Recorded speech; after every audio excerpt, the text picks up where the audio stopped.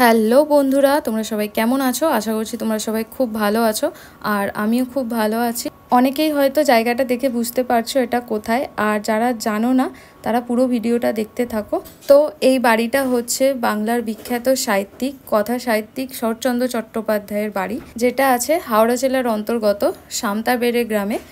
আর যারা এখনও পর্যন্ত এই জায়গাটায় আসেনি তারা একবার এসে ঘুরে যেও, অনেক কিছু দেখতে পারবে আর জায়গাটা খুবই সুন্দর। তো এখানে দেখো ঢুকেই পরিবেশটা দেখতেই পেলে কত সুন্দর, আর এটা হচ্ছে পুরো ঢুকে চারিপাশের জায়গাটা। এবার চলো বাড়িটা তোমাদের ঘুরে দেখাই। এখানে দেখতে পাচ্ছ এই যে চেয়ার টেবিল, এইখানে বসে উনি সাহিত্য লিখতেন। আর এখানে যে চেয়ারে মৃত্যুসজ্জার ছবিটা আছে ওটা ওনার স্ত্রীর ছবি। ওখানে দেখতে পাচ্ছ ওনার লাঠি রাখা রয়েছে, আর ওপরে যে ছবিটা দেখতে পাচ্ছ ওটা ওনার ভাইয়ের ছবি। আর এখানে এই যে ঘড়িটা দেখতে পাচ্ছ এটার বয়স প্রায় 100 বছর। এই ঘড়িটা কিন্তু এখনও চলে, একবার দম দিলে মোটামুটি এটা 7 দিন চলতে থাকে। আর ওখানে দেখো ওনার ছবি রাখা রয়েছে, ওখানে ওনার নাতি নাতনিরও ছবি আছে। আর যে আয়নাটা দেখতে পেলে ওটা বেলজিয়াম কাঁচের তৈরি। আর ওখানে রেডিও আছে, আর আলমারিতে যে বইগুলো আছে ওই বইগুলো উনি পড়তেন। আর বিপ্লবীরা এই বাড়িতে এই রুমটাতে এসেই মিটিং করতেন। আর এখানে দেখো লেখাই আছে এখানে উনি কত সাল থেকে কত সাল পর্যন্ত ছিলেন সব কিছু এখানে লেখা আছে। ওখানে দেখো চরকা রাখা রয়েছে। আর এই যে রুমটায় এখানে উনি চিকিৎসা করতেন, উনি হোমিওপ্যাথির ডাক্তার ছিলেন। আর এখানে রাধা মাধবের মূর্তি রাখা রয়েছে। এবার আমরা চলে যাব ওপরের রুমে। আর এই পাশে দেখো পিছন দিকের এই জায়গাটা, এটা হচ্ছে ধানের গোলা।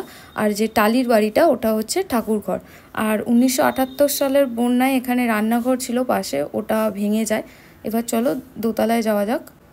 এখানে যে রুমগুলো আছে এইখানে ওনার বিভিন্ন জিনিসপত্র রাখা আছে, ওনার ব্যবহৃত অনেক জিনিস রাখা আছে এখানে কিন্তু আগে উনি ময়ূর রাখতেন খাঁচাতে, এখন তো ময়ূর নিষিদ্ধ আছে ওই জন্য আর নেই। আর এপাশে অনেক পাখিও রাখা আছে, পাখির খাঁচা এখনও আছে, আর বদ্যি পাখি আছে ওতে। এই বাড়িতে বসে কিন্তু উনি অনেক বিখ্যাত সাহিত্য লিখেছিলেন, অনেক গল্প লিখেছিলেন। তার মধ্যে মহেশ আছে, অভাগীর স্বর্গ আছে। যারা এখনও এখানে আসনি একবার এসে ঘুরে যাও, খুব সুন্দর জায়গা, খুব ভালো লাগবে। আর টাইমিংটাও আমি বলে দিচ্ছি, গরমকালে বিকেল 4টে থেকে 6টা পর্যন্ত, আর সকালে 10টা থেকে 12টা পর্যন্ত, এটা গরমকালের টাইম। আর শীতকালের টাইম হচ্ছে সকাল 10টা থেকে 12টা, আর বিকেলে 3:30 থেকে 5:30। দেখো দূরে এখান থেকেই নদী দেখা যাচ্ছে, আগে তো নদী অনেক পাশে ছিল, এখন অনেক দূরে চলে গেছে। সকালে অতটা ভিড় হয় না, যা ভিড় হয় বেশিরভাগ টাইমটা বিকালেই হয়। এর সামনে একটা পুকুর আছে, ওই ভিডিওটা আমি আর করিনি। ওই পুকুরে দুটো মাছ ছিল, আর ওই দুটো মাছকে সোনার নোলক পরিয়ে রেখেছিলেন। ওদের নাম ধরে ডাকলে ওরা চলে আসতো।